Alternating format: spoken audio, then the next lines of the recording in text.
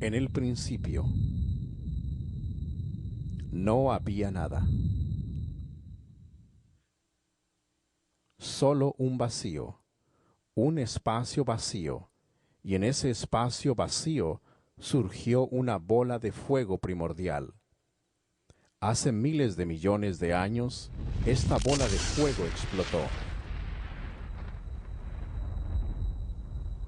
Esta explosión generó todo el espacio, la energía y la materia.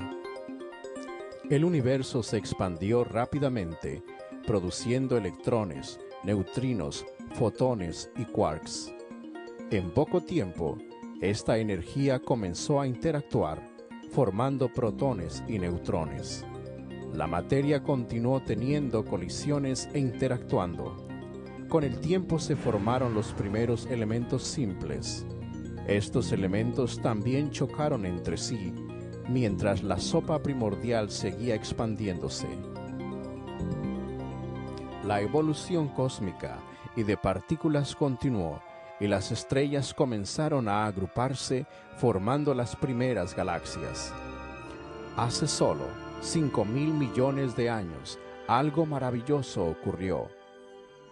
Dentro de una nube de gas, en un brazo espiral de la Vía Láctea, nuestro Sol se formó.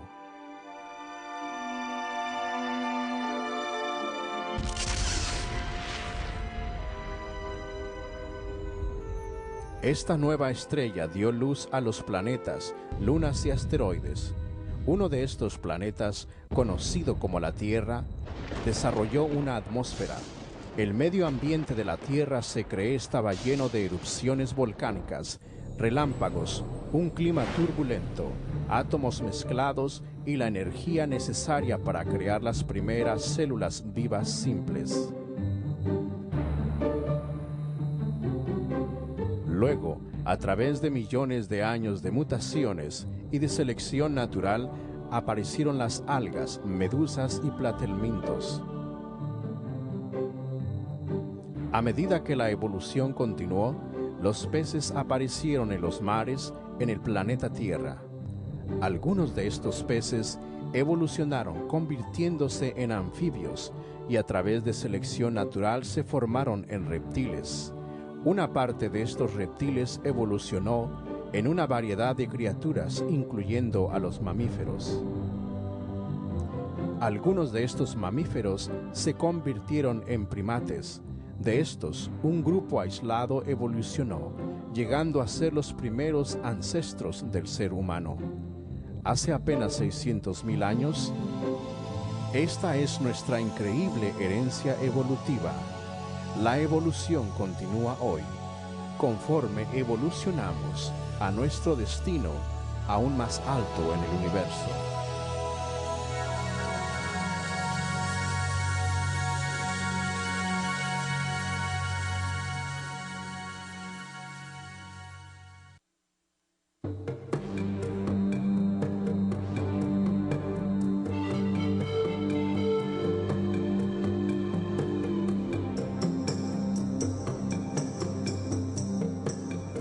Una cuestión de orígenes. ¿Cómo se originó el universo y todas las cosas que vemos en el planeta? ¿Por qué existimos? Hola, soy Roger Oakland. Muchos de nosotros hemos considerado estas preguntas y en lo que respecta al tema de los orígenes, básicamente solo hay dos puntos de vista, la teoría de la evolución y la teoría de la creación. Durante el siglo XX, el mundo fue guiado a creer que la evolución produjo todas las cosas. Nuestro universo, la Tierra y toda la vida llegó a existir como resultado de una explosión en la materia y miles de millones de años de tiempo. Sin embargo, hay otros que creen que la evidencia que observamos apunta hacia un creador. Entonces, ¿cómo podemos saber? ¿Qué nos indica la evidencia que observamos?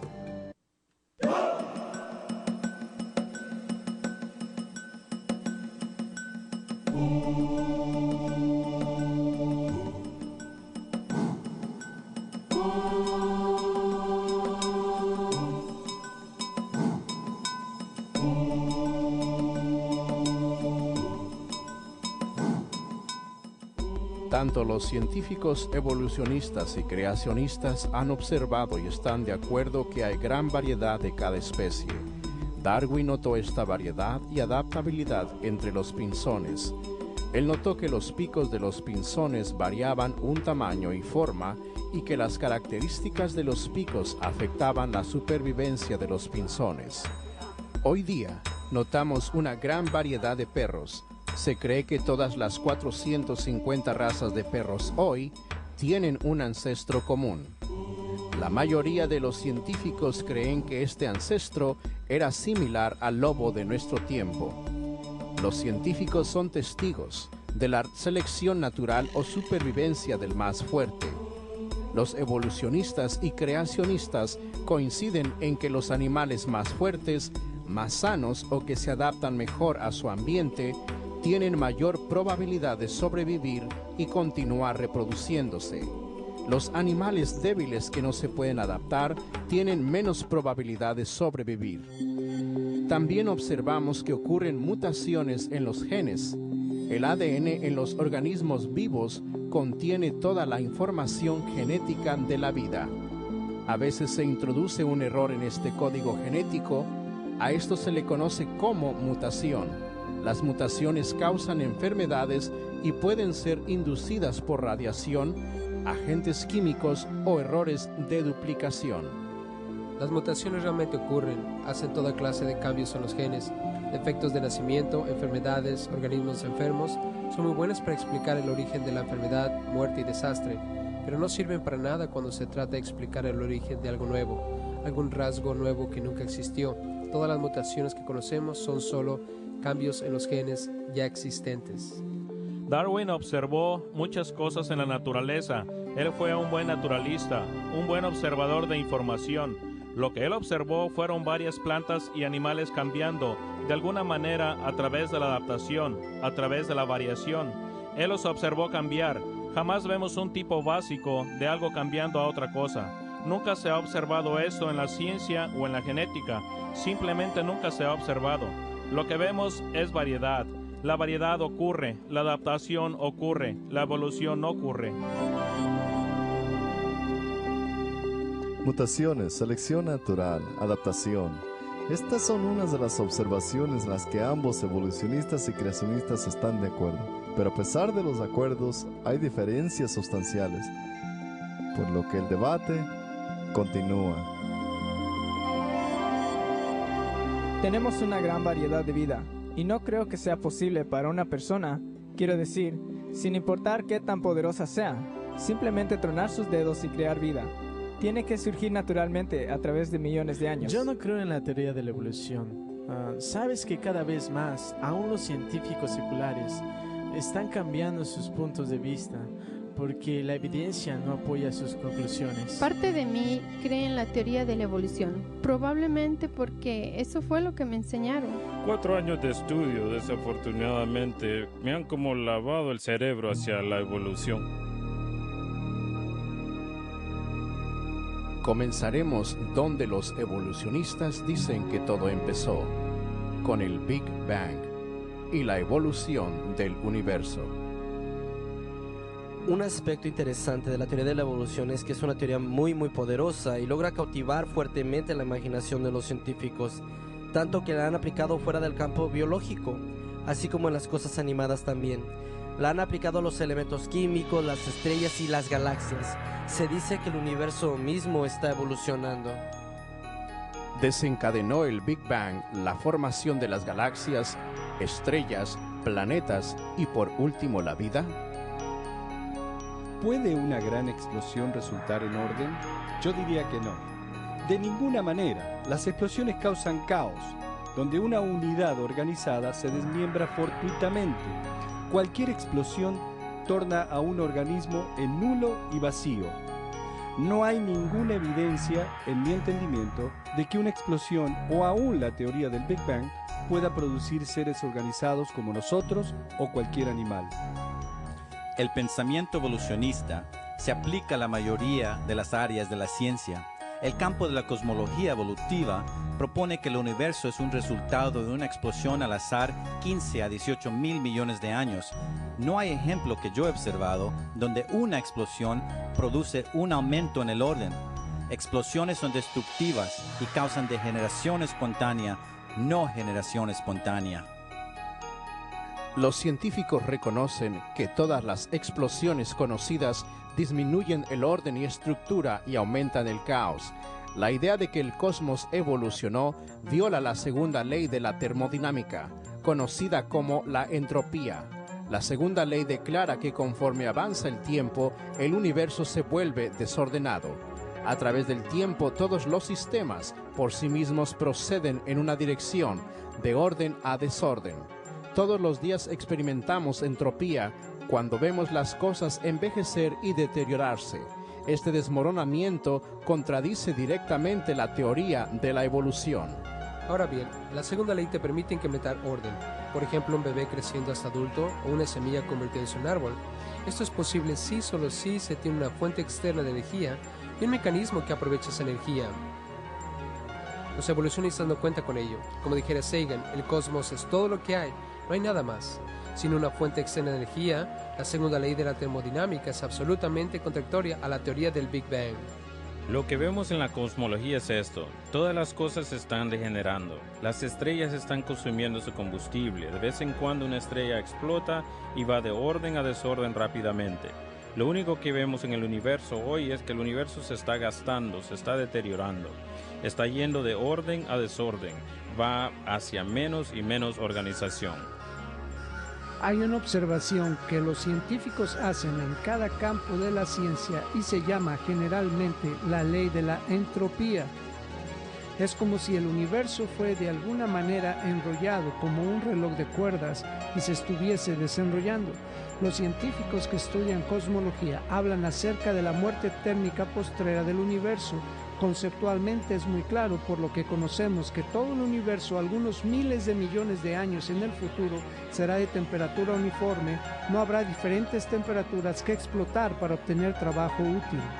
El hecho de que el universo fue diseñado y ordenado en un tiempo finito pasado no ha escapado la atención de los científicos seculares.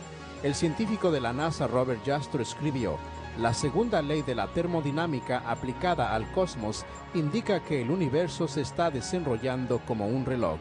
Si se está desenrollando, tuvo que haber un momento en el cual estuvo enrollado. La siguiente pregunta obvia es: ¿quién lo enrolló?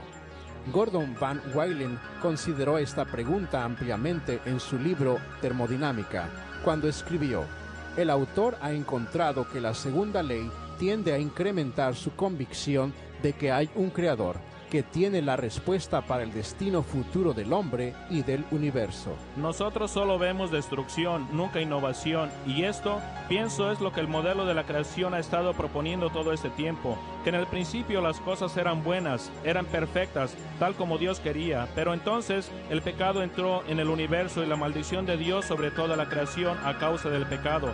La paga del pecado es muerte, no solo en la vida física, sino en el universo. Todo se está muriendo, el sol se está consumiendo, la órbita de la luna está decayendo, todo está en proceso de muerte y descomposición. Evolucionistas y creacionistas están de acuerdo que el universo es finito. El espacio, el tiempo y la materia tuvieron un principio, comenzando con los estudios de Albert Einstein a principios de los años 1900 y a lo largo de este siglo. Los científicos están de acuerdo que el espacio, el tiempo y la materia tuvieron un principio. La ciencia del siglo XX, avergonzadamente, ha confirmado el punto de vista bíblico, pues el gran descubrimiento en cosmología es que los expertos están de acuerdo que el universo tuvo un principio. Ellos llaman a esto una singularidad.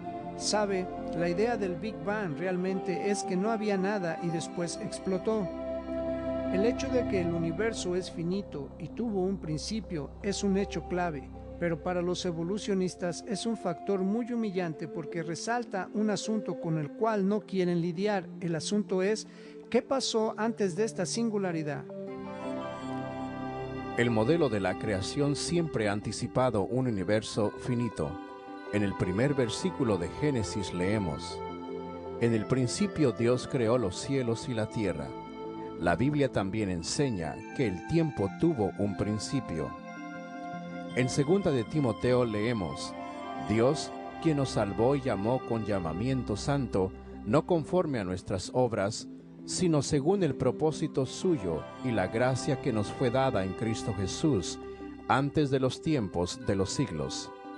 Increíblemente, la Biblia explica hasta la entropía. Desde el principio tú fundaste la tierra, y los cielos son obra de tus manos. Ellos perecerán, mas tú permanecerás, y todos ellos como una vestidura se envejecerán.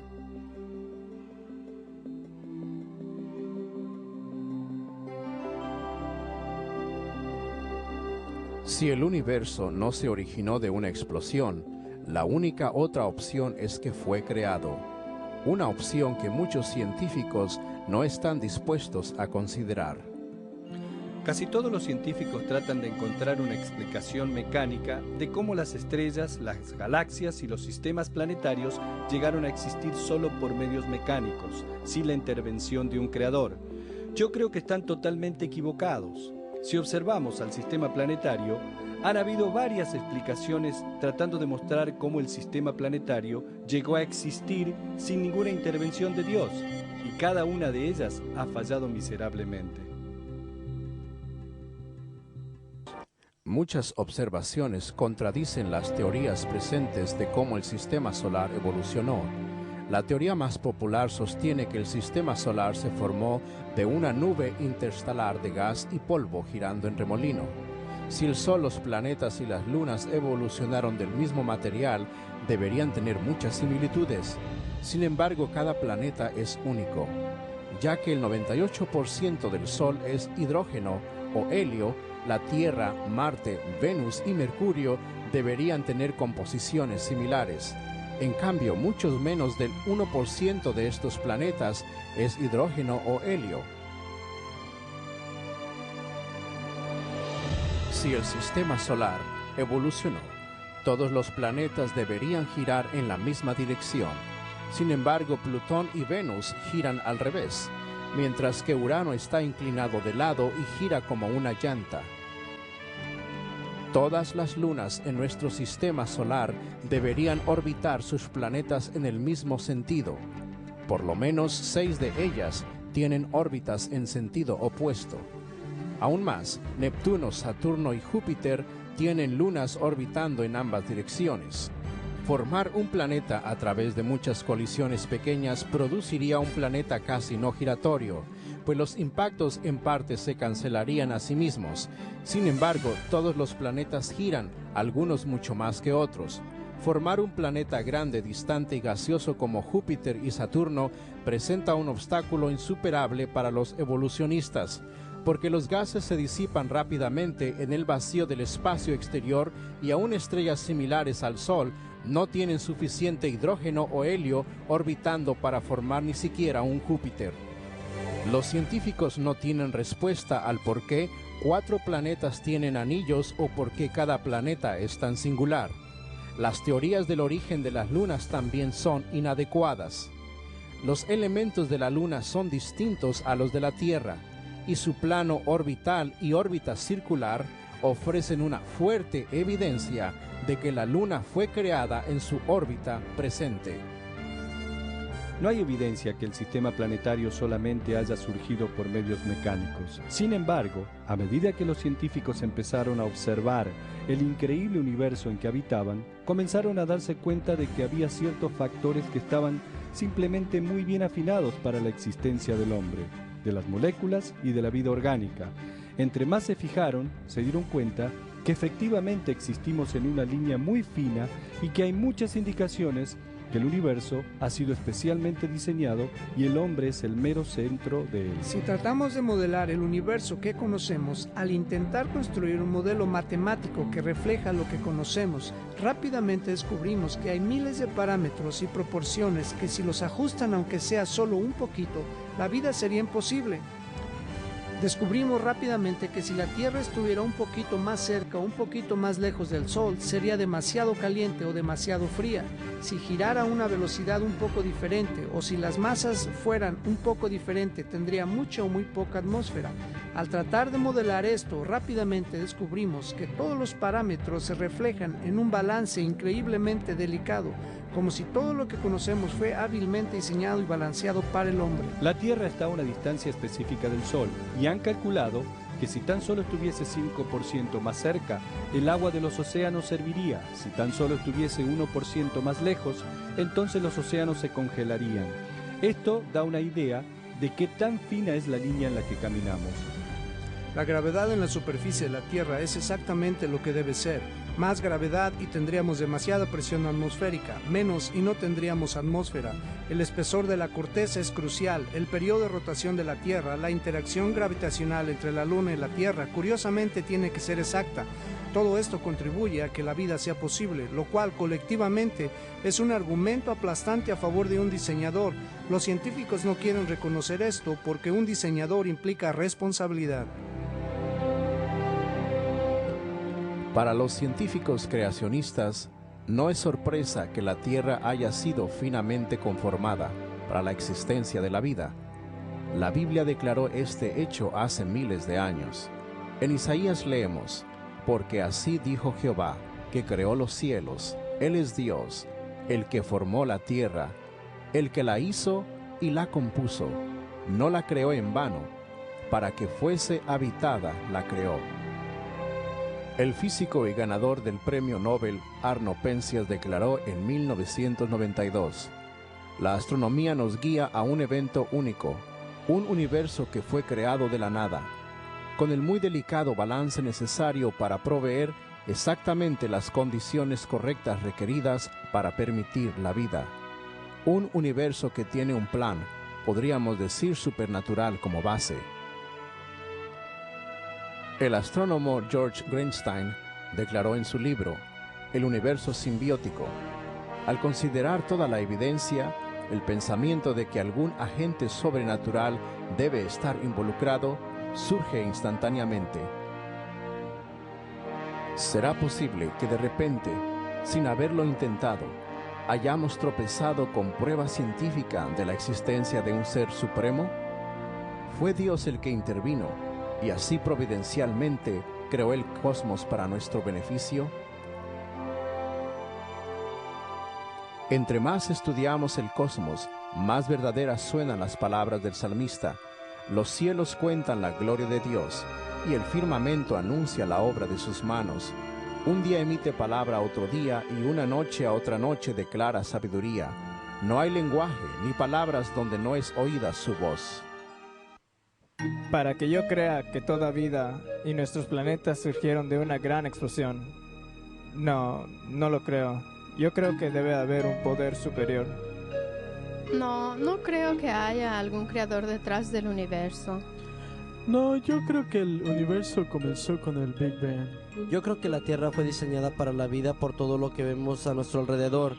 Lo que necesitamos para vivir, lo que necesitamos para sobrevivir y ser felices, está a nuestro alrededor. No necesitamos nada. Toda nuestra comida, nuestro aire, todo para ser felices y sobrevivir está aquí. Por lo tanto, alguien tuvo que originar todo esto. No pudo haber ocurrido por casualidad. La evidencia revela claramente que Dios ha creado el universo y el sistema solar, y específicamente diseñó la Tierra para la vida. Sin embargo, muchos prefieren confiar y creer en el Big Bang, en lugar de confiar y creer en el Dios de la Biblia. En la siguiente sección, examinaremos la posibilidad de que la vida surja espontáneamente de sustancias químicas.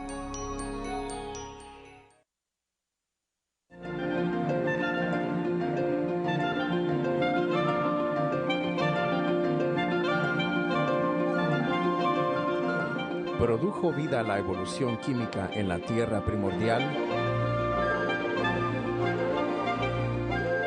Según el pensamiento evolutivo, toda la vida, bacteria, peces, plantas, animales y el hombre, se originaron de compuestos químicos. Esta teoría de que la vida surgió de sustancias químicas inertes se llama generación espontánea. Una de las leyes fundamentales de la biología es la ley de la biogénesis, la cual dice que la vida viene solamente de vida preexistente. Y claro, para el creacionista esto ciertamente no es de sorprender. La vida de Dios fue creada para multiplicarse según su género. Esto tiene sentido para un creacionista, pero para el evolucionista hubo un tiempo en el pasado en donde no existía ninguna vida, de manera que las sustancias químicas de alguna manera se unieron creando cosas vivientes, y esto es a lo que generalmente se le llama generación espontánea. y se han enfrentado a problemas enormes al tratar de hacer que de un grupo de sustancias químicas surja vida. Hace algunos años, Stanley Miller hizo un famoso experimento. Tomó ciertos materiales simples, un poco de metano, amonio, vapor de agua, y los estimuló con una chispa eléctrica, tratando de simular relámpagos que caían una y otra vez en la atmósfera de la Tierra en la antigüedad. En una semana obtuvo aminoácidos, los bloques que constituyen las proteínas. Esto se aclamó como si se hubiese creado vida en un tubo de ensayo. Yo suelo usar esto cuando enseño evolución, pero observé el resto de la evidencia y hay 3 problemas con este experimento brillante. Primero, tenía los materiales equivocados para comenzar. Segundo, usó las condiciones equivocadas. Y tercero, obtuvo los resultados equivocados. Aparte de esto, fue un experimento brillante. El experimento de Miller asumió una atmósfera de metano y amonio, gases que no pudieron haber estado presentes en cantidades grandes porque el amonio se hubiera descompuesto por la luz ultravioleta y el metano se hubiera encontrado atrapado en el barro sedimentario antiguo. Pero no, Miller no incluyó el oxígeno porque sabía que el oxígeno destruiría las mismas moléculas que estaba tratando de producir. Pero tan profundo como escarbemos, encontramos rocas oxidadas, lo cual sugiere una atmósfera rica en oxígeno. La Tierra no tuvo una atmósfera reductora, digamos una atmósfera de metano, amonio e hidrógeno, como se sugirió en el experimento de Stanley Miller. Nunca ha existido la atmósfera así. La geología es clara ahora. Hay buena evidencia de que la Tierra siempre ha tenido oxígeno en su atmósfera. Ahora bien, esto excluye absolutamente cualquier origen evolutivo de la vida. Miller también usó las condiciones equivocadas. Él usó una chispa eléctrica para combinar las moléculas gaseosas. El problema es que la misma chispa que junta a los aminoácidos también los desbarata y hace mejor trabajo destruyéndolos que uniéndolos. El problema era que al unirse las sustancias químicas en el matraz, serían destruidos por la misma chispa que las unió. Miller, como bioquímico, sabía eso, por lo que circuló los gases, atrapando las moléculas que quería, usando un truco bioquímico muy conocido. Pero eso es hacer trampa. Supuestamente tenía que decir que de esta manera surgió la vida antes de que existiera algún diseño inteligente que preservara esas moléculas de esa fuerza destructiva. Las condiciones correctas dieron los resultados incorrectos. El producto principal en el experimento de Miller fue brea, un estorbo fastidioso en las reacciones orgánicas. Se produjeron también trazas de algunos aminoácidos que conforman las proteínas en organismos vivos. El problema es que el experimento de Miller produjo tanto aminoácidos derechos como izquierdos. Solo los aminoácidos izquierdos conforman las proteínas de la vida y una sola molécula derecha impide su producción. Lo que Miller produjo en realidad fue una poción venenosa que destruiría cualquier esperanza para la evolución química de la vida. Quizás digan, si lo que acaba de decir es verdad, ¿qué hay de los evolucionistas que creen en esto? Lo interesante es que los evolucionistas salen de acuerdo conmigo. En una ocasión estaba en un debate en la Universidad Estatal de San Diego. Yo solo era parte de la audiencia. 2 amigos míos, Dr. Henry Morris y Dr. Duane Gish, estaban en el debate de parte de los creacionistas. Al final, alguien en la audiencia exclamó: "Damas y caballeros, tenemos el privilegio de tener esta noche entre la audiencia al Dr. Stanley Miller. Dr. Gish acaba de explicar el por qué el experimento de Miller no producirá vida de lo inanimado. Así que esta persona le preguntó a Dr. Miller, quisiera responder a lo que el Dr. Gish dijo en cuanto a su experimento sobre la evolución química. El Dr. Miller dijo, no. Él no ha creído en eso por décadas. Él conoce todos esos mismos problemas. Yo diría esto, cualquier teoría sobre el origen de la vida en la Tierra o cualquier otro planeta en lo que a esto respecta es un cuento de hadas. Evolución enseña que la energía, en forma tal como relámpago o calor más materia, pueden ocasionalmente crear nueva vida. Sin embargo, toda nuestra industria alimenticia descansa en el hecho de que esto nunca puede suceder. Si examinamos un frasco de mantequilla de maní, contiene materia y está expuesta a luz y calor, pero nunca encontramos nueva vida adentro a menos que una vida externa la contamine. Si la teoría de la evolución fuese viable, entonces debería, ocasionalmente, al exponer esto a la energía, terminar con vida nueva. Cuando vamos a la tienda, si abrimos este frasco de mantequilla de maní, quizás no siempre pero algunas ocasiones debería encontrar nueva vida adentro de él. Y bien, que cuando abrimos el frasco de mantequilla de maní, miramos adentro y no hay vida nueva. ¡Qué bueno! ¿No te alegra? Te da risa en estos momentos, pero nunca lo olvides, pues tú y yo conducimos colectivamente más de 1 billón de experimentos cada año, y lo hemos hecho esencialmente por 100 años, y nunca hemos encontrado nueva vida. De hecho, toda la industria alimenticia del mundo depende del hecho que evolución no ocurre. El caso de la evolución química se debilita cuando consideramos que se requieren largas cadenas de aminoácidos, todas exactamente en la posición correcta para formar las proteínas de la vida. Lo que es peor, los aminoácidos no se unen naturalmente para formar proteínas, sino más bien tienden a descomponerse. Ahora bien, las proteínas pueden tener de 2 a 3.000 aminoácidos, sustancias químicas muy complejas, las cuales se asemejan mucho a un programa de computadora. Cada aminoácido tiene que estar exactamente en la posición correcta. Si uno de ellos está equivocado, toda la proteína es inservible, tal como un programa de computadora. Las improbabilidades enterradas en el darwinismo comienzan desde el principio, aún antes de que la vida comenzara. ¿Cómo surgió la primera molécula de la proteína? Se ha hecho una buena cantidad de trabajo al respecto para investigar su probabilidad, tanto por los teoristas de la informática como por los biólogos moleculares, ensayando con las proteínas para ver si se puede o no descomponer en parte y ensamblar de nuevo. La labor de ambos grupos encontró que la probabilidad de que una proteína del tamaño de las encontradas en el cuerpo humano sea creada por casualidad es tan pequeña que es virtualmente imposible. Es algo posible si tienes toda la eternidad a tu disposición, pero los darwinistas simplemente no tienen eternidad a su disposición.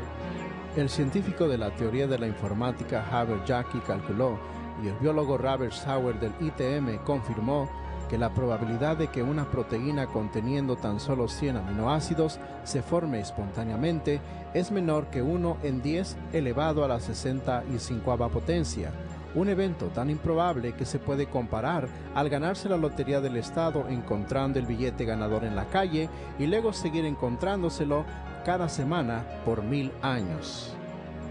El origen de la vida animal, a partir de sustancias químicas complejas ordinarias, es tan grande que ningún evolucionista ha sido capaz de superarla jamás, y es una de las barreras más grandes que yo conozco para la teoría de la evolución.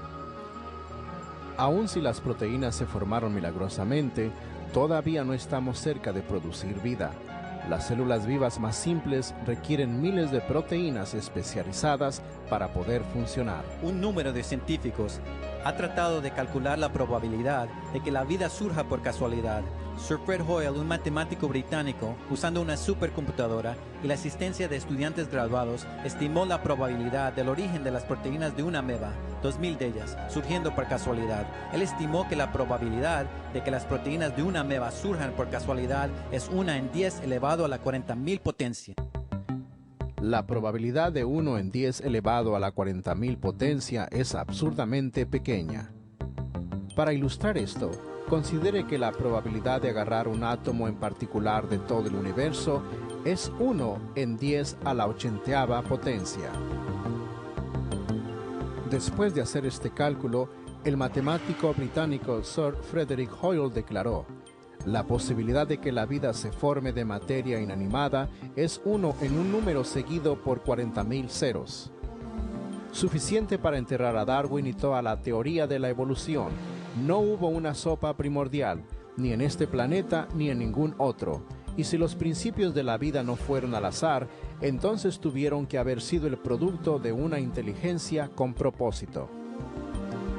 Podemos comprobar matemáticamente que la evolución es solo una broma. No pudo haber ocurrido.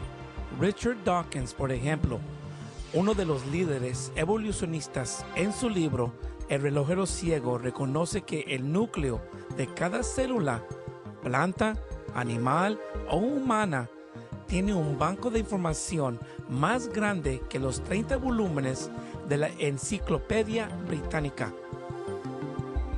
Toda la vida, plantas, animales y el hombre está formada por células. Cada célula es una ciudad en miniatura, llevando a cabo las funciones complejas requeridas para la existencia de la vida. La membrana de la célula se repara a sí misma y consiste de proteínas especiales que vigilan lo que está fuera de la célula y seleccionan las moléculas que pueden entrar. Estas proteínas actúan como estaciones de bombeo, controlando la importación de nutrientes y la exportación de materiales de desecho. Adentro de la célula encontramos una asombrosa complejidad. Por ejemplo, el retículo endoplasmático es una red de transportación conteniendo fábricas que producen proteínas llamadas ribosomas. Los ribosomas producen muchos tipos de proteínas específicas, mientras que el retículo endoplasmático las canaliza a lugares precisos. Los cuerpos Golgi transportan proteínas a la membrana exterior, mientras que los lisosomas actúan como órganos digestivos que descomponen y reciclan moléculas grandes, convirtiéndolas en partículas que las células pueden usar. Los mitocondrias son las plantas de energía de la célula, produciendo el combustible que la célula consume. El núcleo contiene el centro de datos que gobierna la actividad de la célula.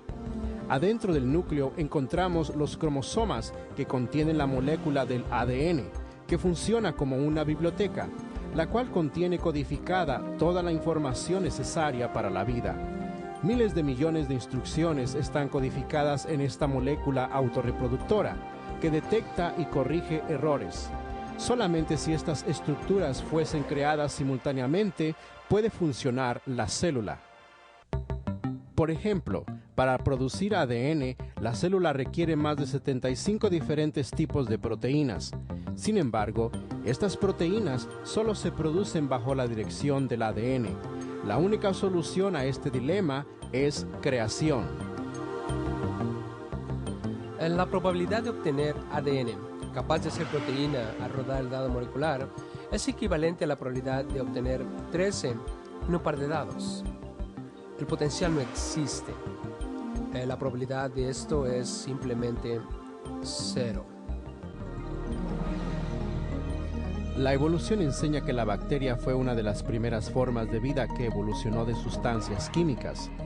Muchas bacterias se impulsan a sí mismas con un tipo de motor miniatura llamado flagelo.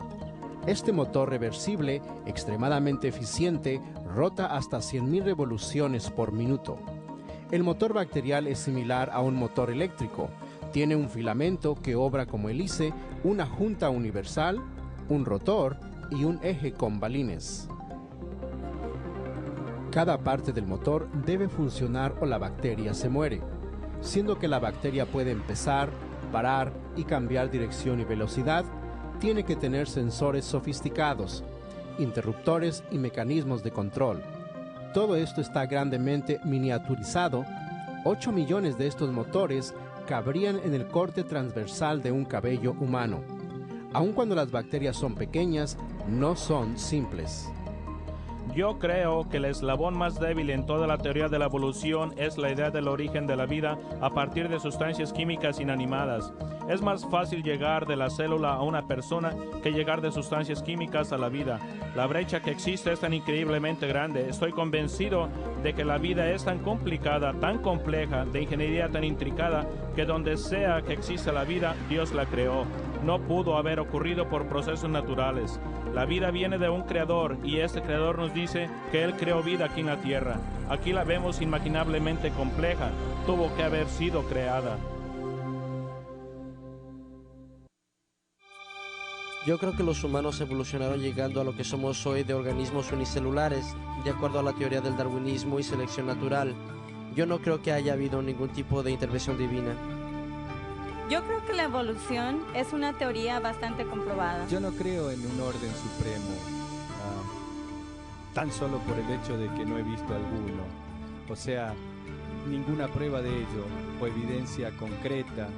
Mientras alguien no me muestre la existencia de ello, voy a sentir un rechazo hacia la religión organizada. Y lo digo basado en la evolución química. Ninguna vida es simple, y toda vida muestra la obra de un diseñador. Los científicos saben esto. Sin embargo, muchos creen en la evolución química, en lugar de tener que responder ante el Dios creador de la Biblia.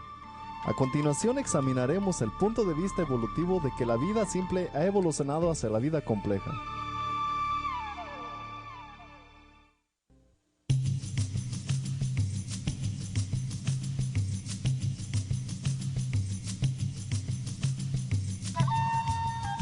Asumiendo que la vida apareció milagrosamente en la Tierra, ¿será posible que la vida unicelular haya evolucionado hasta convertirse en todas las plantas y animales complejos que vemos hoy?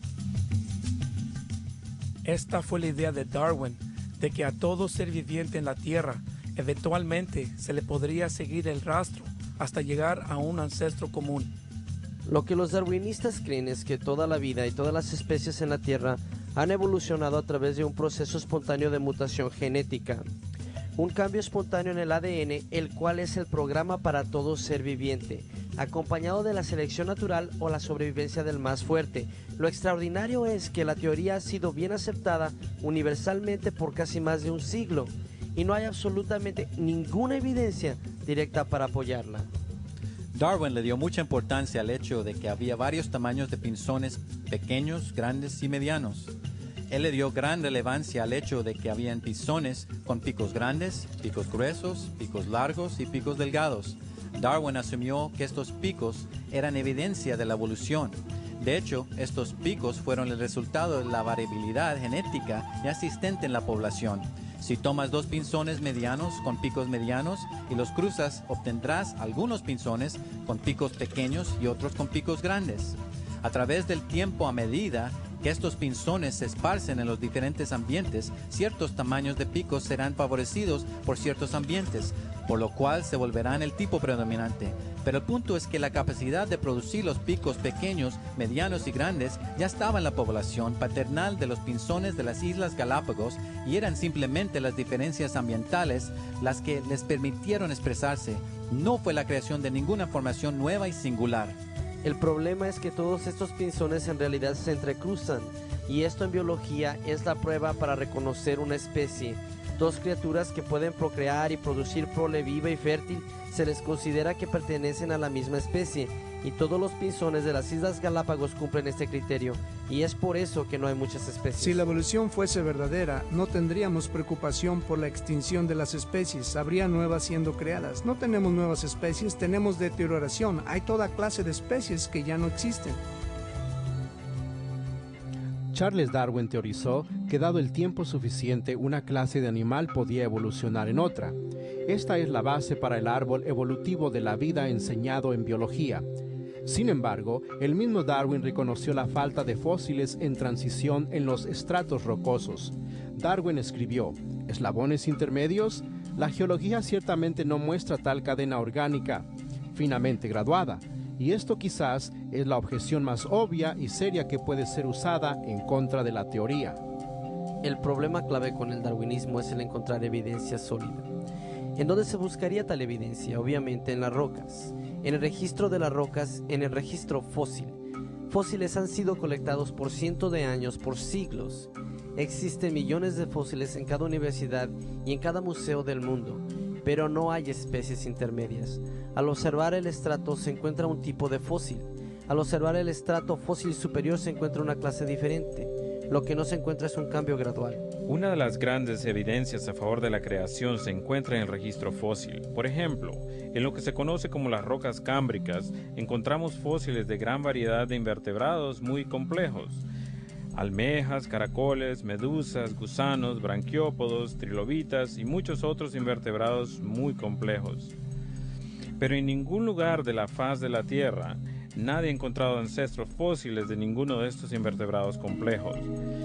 Ahora bien, este simple hecho arrasa con la teoría de la evolución. Los evolucionistas declaran que estos invertebrados evolucionaron convirtiéndose en vertebrados, tales como el pez. Sin embargo, en los últimos 150 años los científicos han desenterrado millones de fósiles invertebrados y vertebrados, y no han encontrado ni una tan sola forma en transición. Cada clase mayor de pez del cual sepamos algo aparece completamente formado, sin rastro de predecesor alguno y ciertamente sin ningún rastro de formas transicionales que lo relacionen a unos con otros dentro de estas clases mayores de peces. Este hecho es conocido, los evolucionistas lo saben. El hecho de que no tenemos predecesores para los peces, los vertebrados, y no tenemos predecesores para los invertebrados, significa que no tuvimos ningunos predecesores y que la evolución es imposible. Un estudio del registro geológico confirma que cada uno de los grupos mayores de animales aparece repentina y totalmente formado. Por ejemplo, dentro del mundo de los insectos hay una gran variedad y complejidad. Sin embargo, los evolucionistas no ofrecen evidencia conclusiva de que ninguno de los insectos haya evolucionado a partir de un antepasado común. El mismo problema existe para toda la gran variedad de anfibios, reptiles y mamíferos. El árbol evolutivo de la vida no tiene tronco ni ramas. Por lo tanto, todos los intermedios implícitos son solo especulación ciega. A veces los darwinistas presentan ejemplos que ellos dicen ser transiciones. Por ejemplo, me supongo que el mejor ejemplo conocido es el Archaeopteryx, el cual aparenta ser mitad dinosaurio y mitad pájaro. El problema es que cuando observas a los dinosaurios de los cuales pudo haber evolucionado, lo que encuentras es que ninguno de esos dinosaurios tenía clavícula y todos los pájaros tienen una quilla ósea pectoral que sostiene los músculos que le permiten mover sus alas. Se ha dicho en el pasado que el Archaeopteryx no era más que un reptil emplumado. Bueno, nunca he visto todavía un reptil al cual solo le pones un montón de plumas y después de darle una patada en el trasero, vuele. No, el Archaeopteryx, si voló, tenía alas, ciertamente no era un reptil emplumado.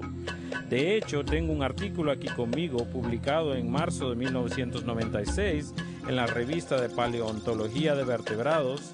El autor dice así: las características del cráneo propias de las aves demuestran que el Archaeopteryx es un pájaro y no un arqueosaurio emplumado separado de las familias de las aves.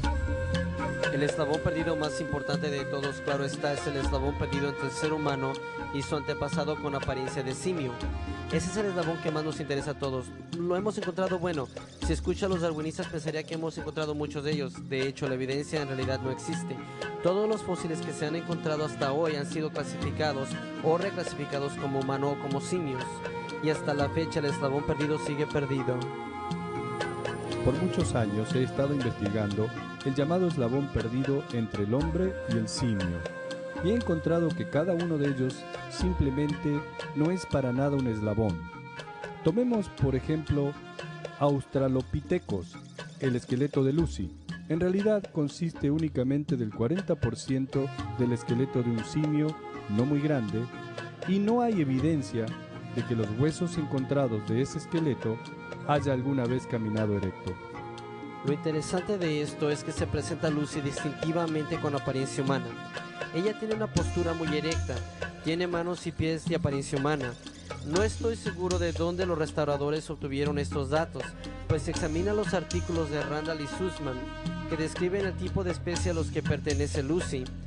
Dicen claramente que ella tenía manos y pies largos y curvos, aún más largos y curvos que los de un chimpancé. Varios anatomistas distinguidos han llegado a la conclusión de que Australopithecus, al género al cual Lucy pertenece, era un mono extinto y que nada tiene que ver con los humanos.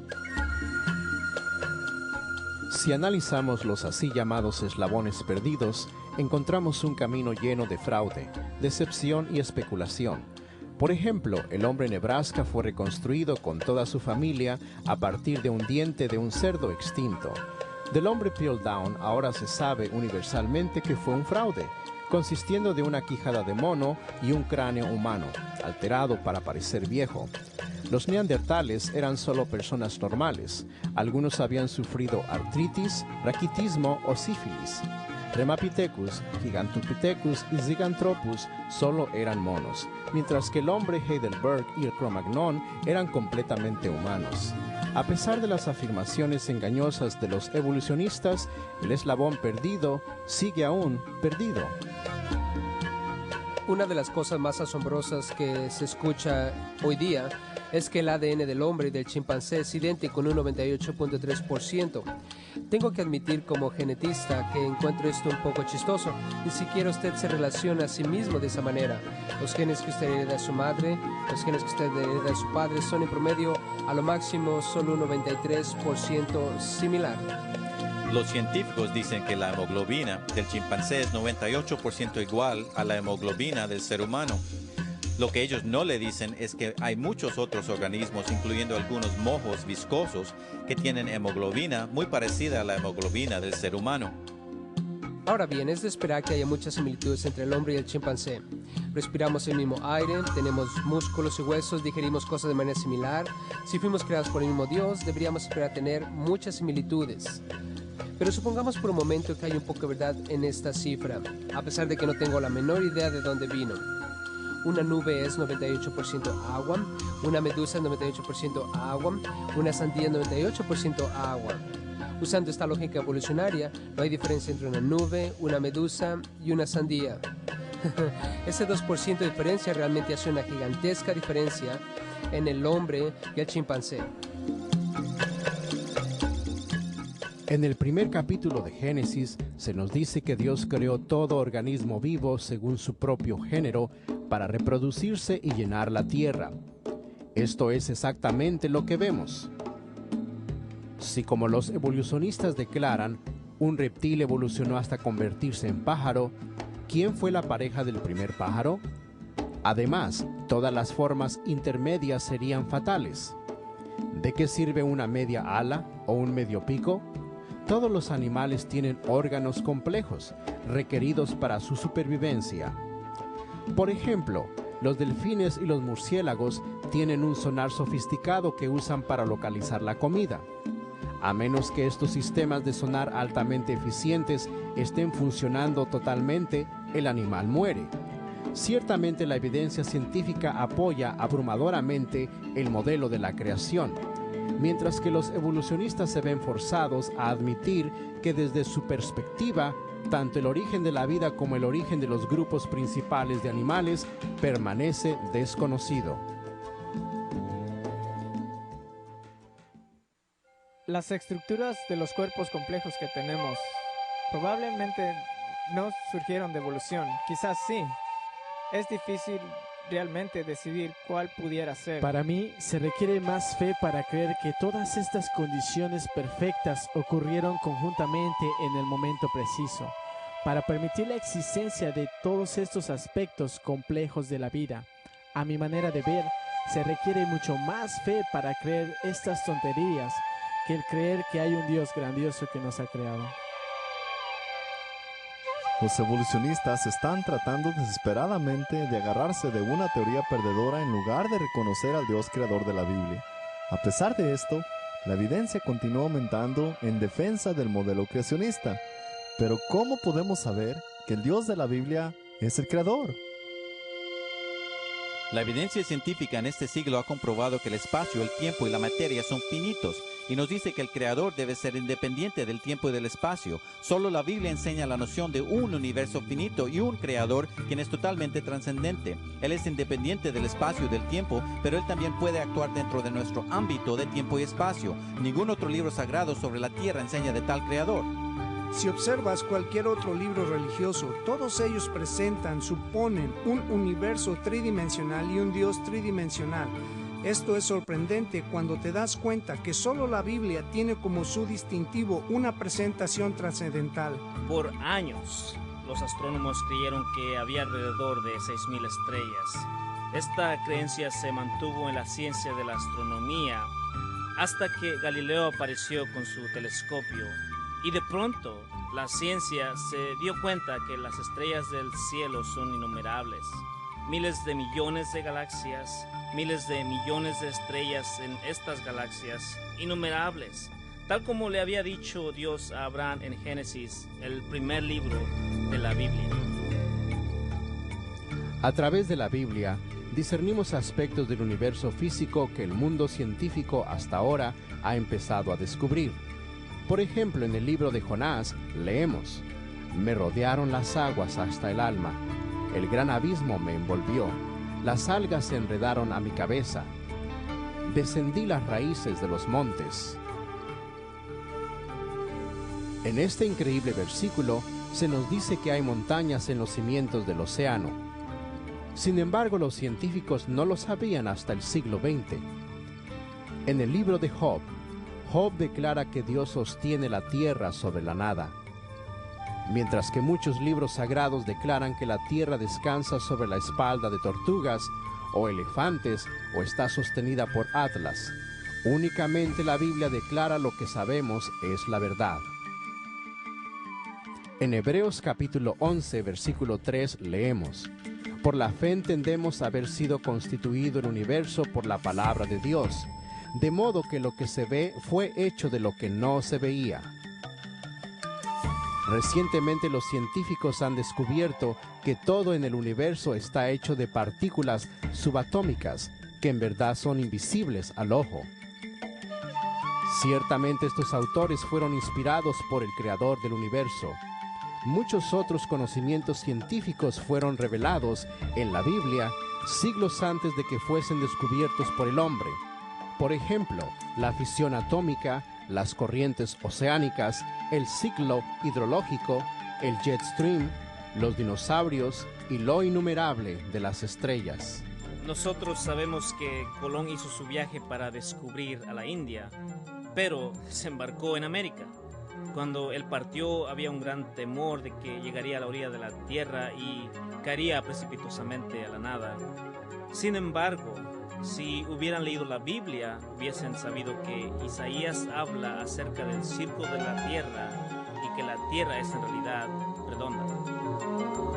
Yo desafío a quien sea que encuentren algún error científico en la Biblia. No lo hay. Lo que me fascina es que entre más conoces las Escrituras y más conoces la ciencia contemporánea, descubres que la Biblia lo había anticipado. Como cristianos, nosotros podemos creer en la creación y en las leyes de la ciencia a la misma vez. Y como científico, prefiero mucho más creer en la teoría que coincide con la evidencia que realmente vemos. Siempre, cada vez que estudiamos, cada vez que observamos de veras, vemos que la ciencia apoya la palabra de Dios. Quisiera desafiar a quienes declaran que la Biblia está llena de mitos, a que investiguen por sí mismos, con una mente abierta, y yo sé que descubrirán la verdad. Una cuestión de orígenes. Hemos examinado la evidencia. Ahora solo depende de usted como individuo el escoger. En el libro de Romanos capítulo 1, la Biblia nos dice que la evidencia de que Dios ha creado es tan obvia a través de las cosas que Dios ha hecho, que si usted rechaza esta evidencia no tiene excusa. Y en el libro de Colosenses capítulo 1, la Biblia nos dice quién es el Creador. No solo que ha creado todas las cosas, sino que nos ha redimido de nuestros pecados a través de su muerte en la cruz del Calvario. El Creador es Cristo Jesús. ¿Reconocería usted que ha sido creado? ¿Está usted dispuesto a reconocer que sus pecados le han separado del Creador, Cristo Jesús? ¿Lo aceptaría? ¿Aceptaría quién es Él, lo que Él ha hecho? Reconociendo quién es usted y lo que usted ha hecho, sería la mejor decisión que usted pudiera hacer en toda la eternidad.